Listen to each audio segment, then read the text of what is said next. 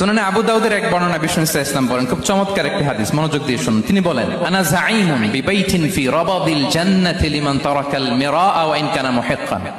আমি ওই ব্যক্তিকে জান্নাতের আঙ্গিনায় একটা ঘরের গ্যারান্টি দেই যে ব্যক্তি তর্ক করার সময় নিজে হক এটা জেনেও সে তর্ক থামিয়ে দেয়। অনেক সময় হয় না, অনেকে পায়ে পাড়া দিয়ে ঝগড়া করতে আসে, এরকম আছে না নাই?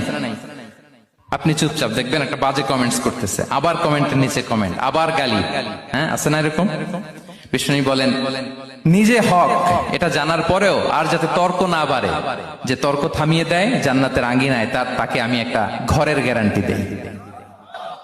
ওয়াবিবাইতিন ফি ওয়াসাতিল জান্নাতি লিমান তারাকাল কাযিবা ওয়া ইন কানা মাযিহান।